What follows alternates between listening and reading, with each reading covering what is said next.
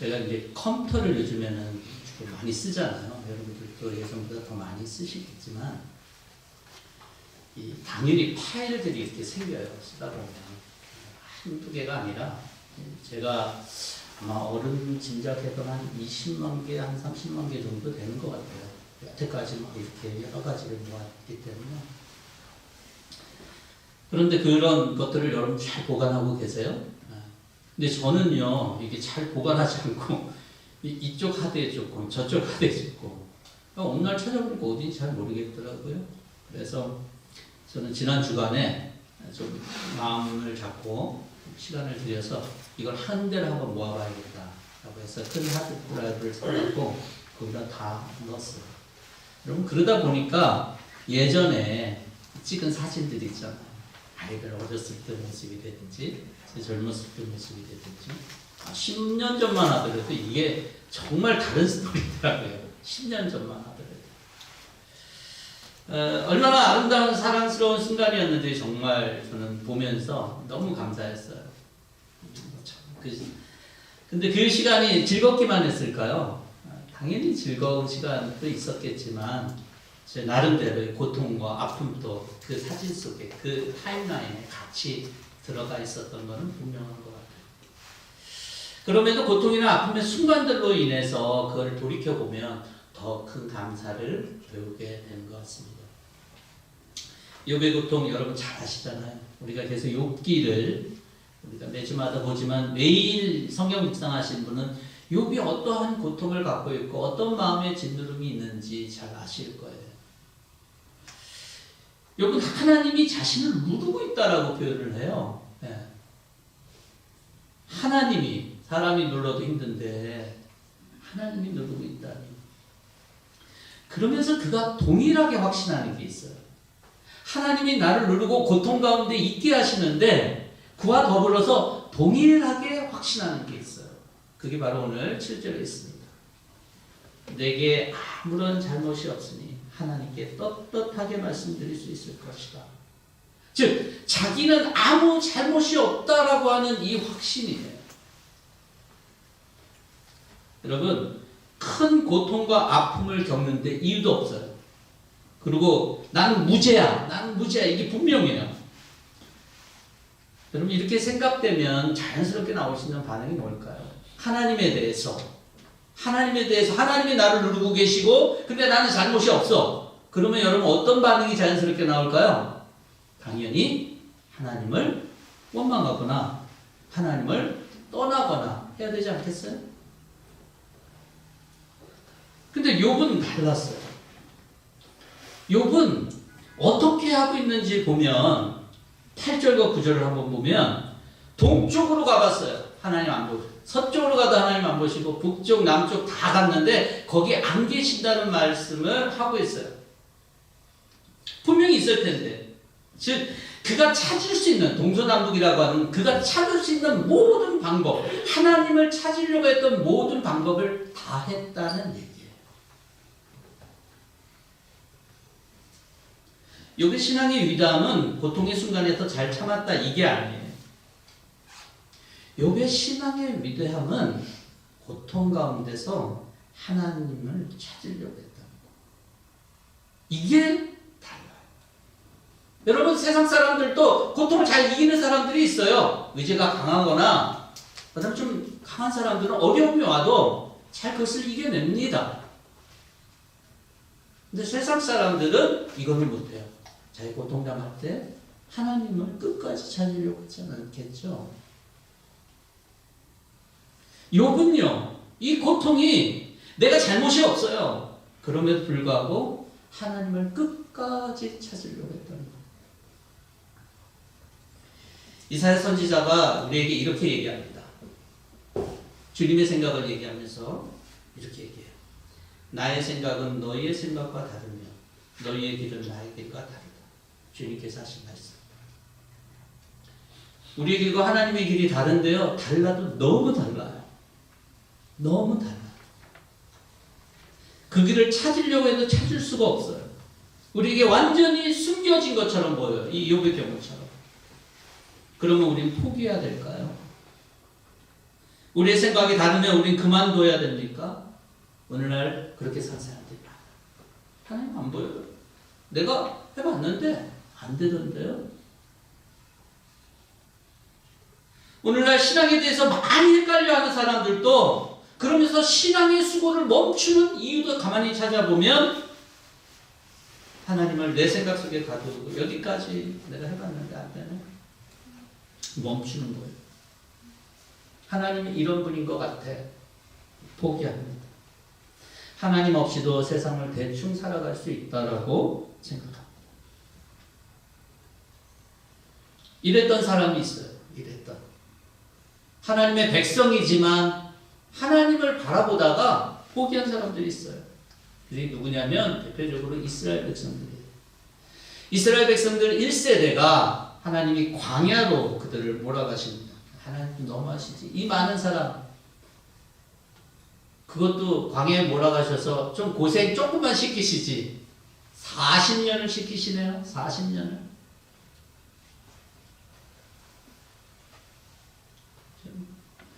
여러분 이상하지는 않으세요 이게?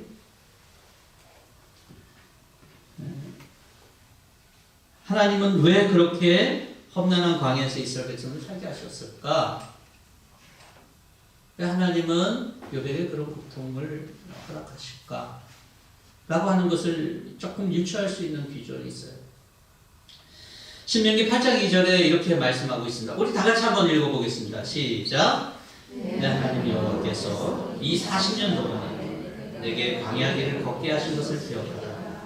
이는 너를 낮추시며 너를 시험하사 내 마음이 어떠하지 그 명령을 지키는지 지키지 않는지 알리시라. 너를 낮추시며 너를 시험하사. 하나님 우리 마음을 몰라서요? 아니에요. 우리 마음이 어떠한지를 만드시려고 하는 계획인 거예요. 너무나도 잘 알았죠. 그래서 우리를 낮추시고 우리를 시험하시는 거예요. 그게 있어야지만 되니까.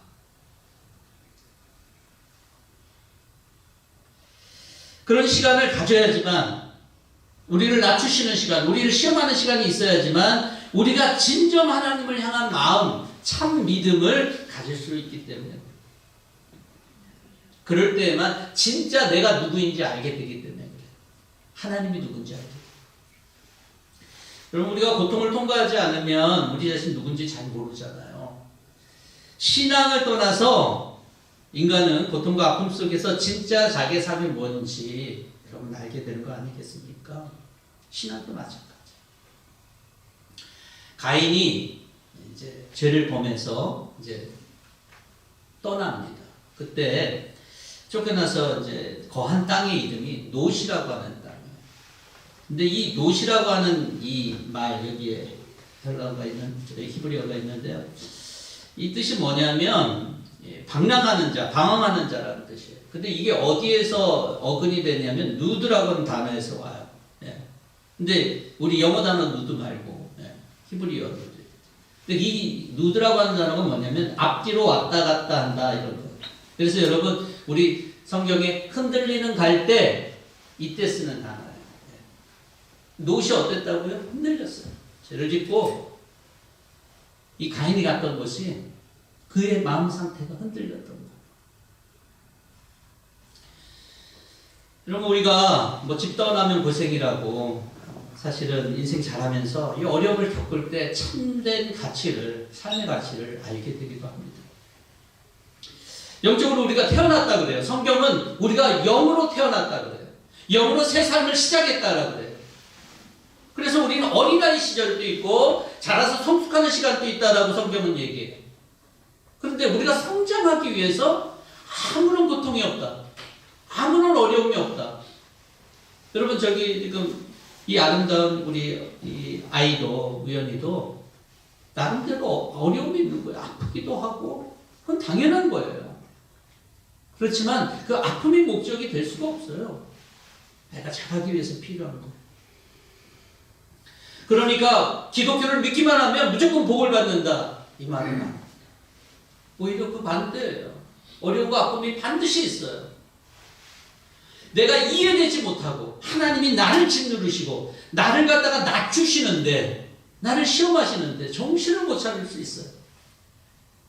그래도 욥은 어떻게 했다고요? 그 처절한 환식 가운데 하나님을 바라보고 찾았어요.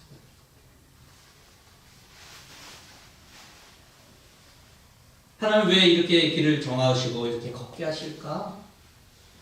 욥이 걸어간 길은요, 하나님이 이렇게 마련한 길을 걷고 있는데 왜 그럴까라고 하는 말씀을 오늘 10절에서 이렇게 얘기하고 있어요. 저는 이게 개역성경입니다. 여러분들이 아까 읽었던 10절하고는 조금 다른 느낌일 것 같은데 개역성경 본문이에요. 우리 다 같이 한번 읽겠습니다. 시작. 그러나 내가 가는 길을 그가 아시나니 그가 나를 발견하시는 내가 순금같이 되어 나오리라. 아멘. 우리 다 같이 한번 다시 읽겠습니다. 그러나 내가 가는 길을 그가 아시나니 그가 나를 발견하시는 내가 순금같이 되어 나오리라. 아멘.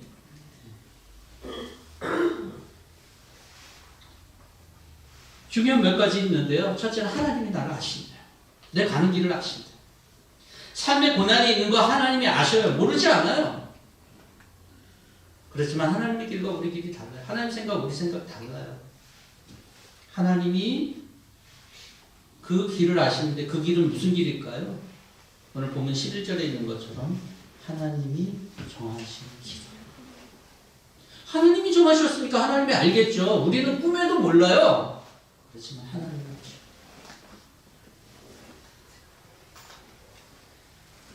사람들이 죽는 데는 정말 다양하게 죽는 것 같아요.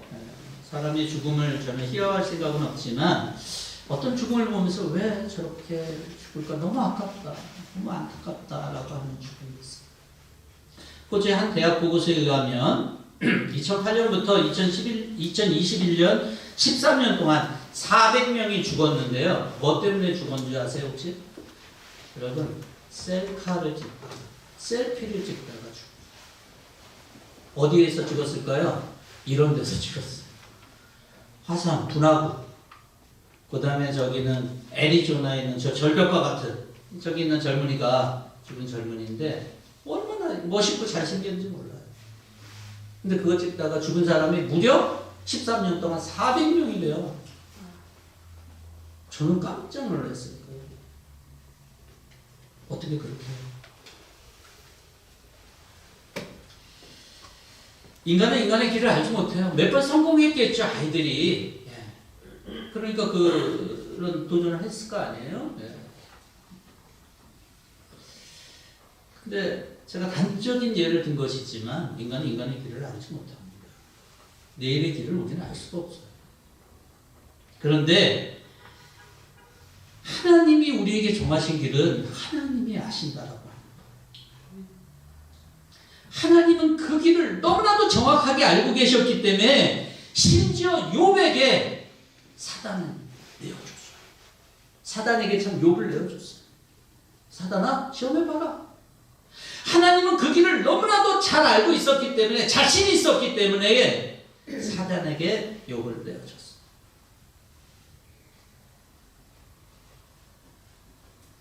이 시간 우리 삶 속에서 우리의 고통과 아픔을 겪는다고 해도 하나님은 그걸 그냥 걷어가시지 않아요. 그대로 두셔요. 이해가 안 돼요. 고통과 아픔 그대로 두십니다. 그런데 믿음의 삶을 살아가는 사람이 하나님의 정하신 길을 갈 때의 결국을 하나님은 정확하게 알고 있습니다. 그래서 그냥 두시는 거예요. 그 길은 뭐라고요? 나를 단련하신 후에 내가 순금같이 나옵니다. 욥은 자신이 하나님 정하신 길을 확신하고 있었어요. 확신하고 있었기 때문에 하나님을 동으로 서로 나무로 북으로 찾았어요. 하나님, 내게 답 좀 해주세요. 그 답만 해주시면 되겠는데. 그래도 하나님의 묵묵부답이에요. 하나님, 이 정도 했으면 제가 손 털게요. 이러지 않고 욥은 어땠다고요? 그 길을 계속 갔다. 여러분, 욥기를 보면 욥의 불평도 많고 그런데 나중에 왜 하나님이 칭찬하시지? 이런 의심은 한 번도 안 드셨어요? 그게 바로 욥의 믿음이에요. 대단한 믿음인지 몰라요. 여러분, 어려움이 우리 삶을 지배할 수 있습니다. 지배하는 시간들이 있어요. 근데 그거보다 더 중요한 것은 내가 하나님이 정하신 길을 걸어가고 있다라고 하는 거예요. 그것을 내가 살고 있느냐라고 하는 것이 더 중요해요. 그리고 내가 하나님이 정하신 그 길을 걸어가면 괜찮은 거예요. 여러분들의 삶은 괜찮아요. 그렇지만 아무리 넓고 좋은 길, 아무런 문제가 없는 길, 편한 길이라고 할지라도 하나님이 정하신 길이 아니라면 여러분 문제가 있어요. 길을 걸어가는 건 자유예요. 마지막에 거기에 하나님이 계실까요? 하나님은 안 계세요. 마지막에 하나님과 같이 거하지 못한 삶은 아무리 내가 세상의 모든 것을 얻고 그래도 아무런 의미가 없어요. 왜 불행한 거예요? 예수님 십자가 한편강도 잘 알죠? 그 한편강도는 십자가가 마지막이 아니었어요. 예수님의 약속으로 낙원이 그의 마지막. 저와 여러분들이 욥처럼 하나님이 정하신 길을 걸어가는 주의 백성들이 될 수 있기를 바랍니다. 저는 여러분들의 마지막이 단련된 승군과 같이 되기 원하는, 그래서 주님과 함께하는 그런 삶이 될 수 있기를 진심으로 바라고 기도합니다. 하나님이 정하신 길의 특징에 대해서 욥은 정확하게 알고 있는데요. 13절을 보면 이렇게 얘기합니다. 하나님 정하신 길에 대해서. 그러나 그분이 한번 뜻을 정하시면 누가 그것을 돌이킬 수 있으랴. 한번 하려고 하신 것을 반드시 이루고 마시는데, 그런데 예 맞아요. 하나님 한번 뜻을 정하시면 하셔요. 이거보다 더 복된 말씀은 14절에 있습니다. 우리 다 같이 읽겠습니다. 하나님이 가지고 계신 많은 계획 가운데 나를 두고 세우신 계획이 있으면 반드시 이루고야 마시겠기에. 여러분 여기 나 대신에 나 자신의 이름을 넣어보면 어떨까요? 하나님이 가지고 계신 많은 계획 가운데 경민이 너를 두고 세우신 계획이 있으면 반드시 이루고야 마신다. 여러분들이 지금 이 시간에 좀 웅얼거리는 소리도 좋습니다. 크게 얘기하지 않아도 좋아요. 여러분 여기에 여러분들이 이름을 한번 넣어보시고 우리 같이 한번 읽겠습니다. 시작. 하나님이 가지고 계신 많은 계획, 경민이 너를 두고 세우신 계획이 있으면 반드시 이루고야 마신다. 아멘. 이렇게 고통으로 점쳐진 욥의 인생이지만 하나님의 계획 가운데 있다 하면 반드시 이루어지는 거예요. 하물며 우리들은 누굽니까? 욥은요 예수님에 대해서 몰랐어요. 실질적으로 구속자를 알았지만 예수님에 대해서 몰랐어요. 저와 여러분들은 예수 그리스도를 알고, 아까 전에 우리 양 집사님께서 기도했지만 우리는 예수 그리스도의 보혈로, 예수 그리스도의 보혈의 권능으로 하나님의 자녀가 된 우리의 삶은 당연하죠. 나를 두고 세우신 계획이 있으면 반드시 이루는 거죠. 여러분들은 그 계획을 의심하겠어요? 아니면 될 줄로 믿겠어요? 저는 여러분들이 될 줄로 믿는 믿음이 있기를 바랍니다. 저와 여러분들을 향한 계획은 뭘까요? 네. 오늘 우리가 대강절로 지키잖아요. 4주간에 걸쳐서. 이 4주간에 걸쳐서 이 대강절을 지킬 때 이 대강절이 바로 그런 이유가 됩니다. 우리에게 찾아오신 예수 그리스도를 통해서 하나님의 계획이 저와 여러분들을 향한 하나님의 놀라운 계획이 나타났다는 것을 셀러브레이트하는 게 바로 이 대강절이에요. 여러분 이 세상은 어둠이었어요. 근데 하나님께서 빛을 우리 가운데 허락하셨어요. 죽음의 땅이 빛이 비춰졌다. 그 빛은 누구냐? 바로 참빛, 세상에 와서 각 사람에게 비추는 빛, 바로 말씀이신 로고스이신 예수 그리스도다라고 성경은 얘기해 주고 있어요. 그래서 우리 영혼을 비추시는 예수님이 오셔서 우리를 비추실 계획, 그것은 분명한 거예요. 모든 사람들에게 비추실 계획들을 갖고 계신 이 계획은 너무나도 분명하고 그것은 이루어져요. 영국의 제임스 심슨이라고 하는 분이 있어요. 마취제를 발견한 분이에요. 그래서 그 마취제로 인해서 이제 오늘날 우리가 그렇게 많은 수술에 쓰지만 마지막 때 이제 말년에 한 제자가 선생님 지금까지 발견한 것 중에서 제일 큰 발견이 뭐라고 보십니까? 라는 질문을 해요. 그때 그가 이렇게 얘기합니다. 아마 제자들은 질문을 하면서 이 사람이 스코틀랜드 사람인데 영국에서 처음으로 경이라고 하는 칭호를 받은 사람이거든요. 네. 스코틀랜드 사람으로서. 그러니까 이게 정말 이게 전무후무한 일이에요. 그런데 그런 자기 마취제를 발견할 것이라고 생각하고 질문을 던졌단 말이에요. 근데 이 제임스 심슨이 그렇게 얘기합니다. 내 가장 위대한 발견은 내가 큰 죄인이라는 것과 예수님이 나를 구원해 주신 구세주라는 사실. 뜻밖의 대답을 해요. 저와 여러분들에게 제일 큰 인생의 발견은 뭡니까?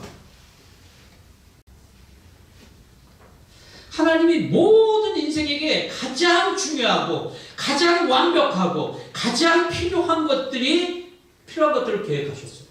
그래서 예수 그리스도를 보내셨어요.